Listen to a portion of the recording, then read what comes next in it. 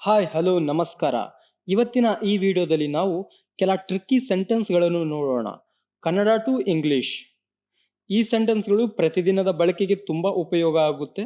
ತಪ್ಪದೆ ಕಡೆವರೆಗೂ ಈ ವಿಡಿಯೋವನ್ನು ನೋಡಿ. ಮೊದಲ ಸೆಂಟೆನ್ಸ್, ಅವನು ನನಗೆ ಕಚಗುಳಿ ಇಡುತ್ತಿದ್ದಾನೆ.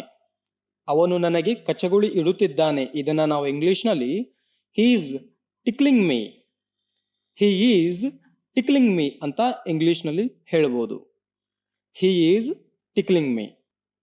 ಎರಡನೇ ಸೆಂಟೆನ್ಸ್, ನನ್ನ ಕಾಲು ಜೋಮು ಹಿಡಿಯುತ್ತಿದೆ ಅಥವಾ ನನ್ನ ಕಾಲು ಜೋಮು ಹಿಡಿದಿದೆ. ಇದನ್ನ ನಾವು ಇಂಗ್ಲಿಷ್ನಲ್ಲಿ ಮೈ ಲೆಗ್ ಈಸ್ ಅಸ್ಲೀಪ್ ಅಂತ ಹೇಳ್ಬೋದು.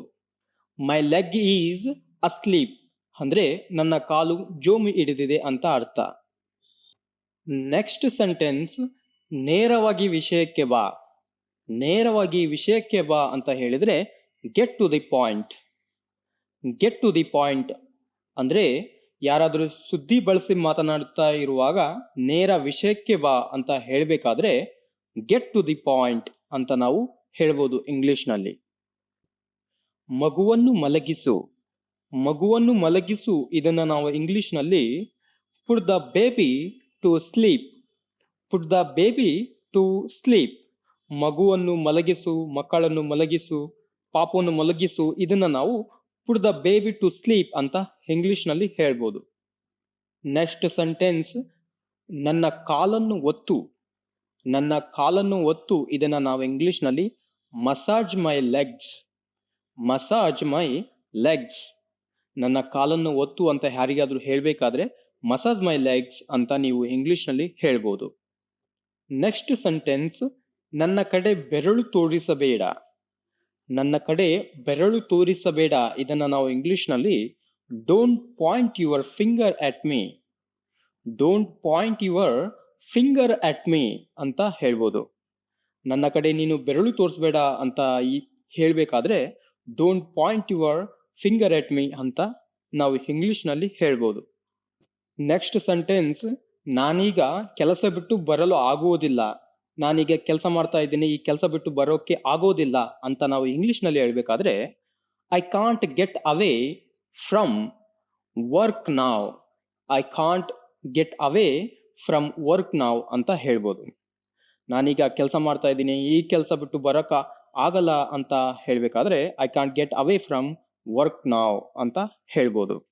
ನೆಕ್ಸ್ಟ್ ಸೆಂಟೆನ್ಸ್, ನೀನು ಬೇಕೆಂದು ಮಾಡಿದೆ ಅಂತ ಹೇಳ್ಬೇಕಾದ್ರೆ you did it on purpose ಅಂತ ಹೇಳ್ಬೋದು.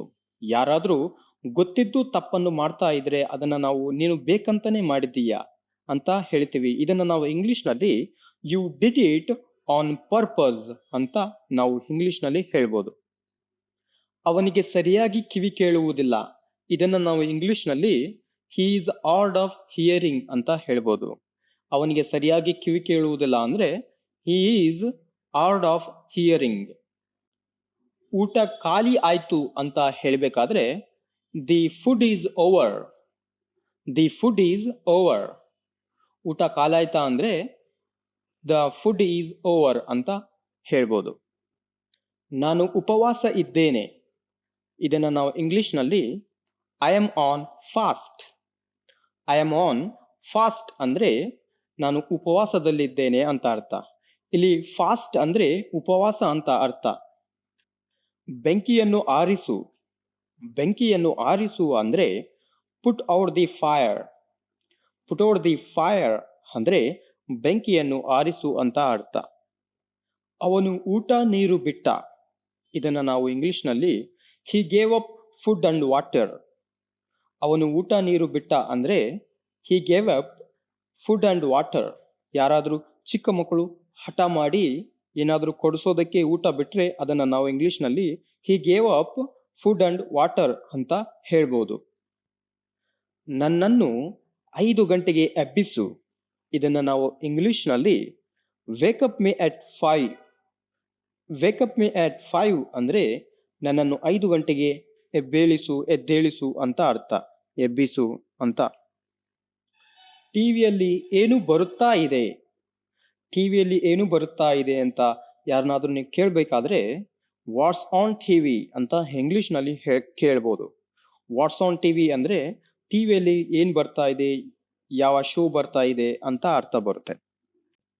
ವಿಡಿಯೋವನ್ನು ಕೊನೆ ತನಕ ನೋಡಿದ ಎಲ್ಲರಿಗೂ ಧನ್ಯವಾದಗಳು. ನಿಮಗೆ ಇದೇ ಥರದ ವಿಡಿಯೋಗಳು ಬೇಕಾದರೆ ದಯವಿಟ್ಟು ಈ ವಿಡಿಯೋಗೆ ಲೈಕ್ ಮಾಡಿ, ಹಾಗೆ ಕೆಳಗಡೆ ಕಮೆಂಟ್ ಮಾಡಿ ತಿಳಿಸಿ. Thank you for watching.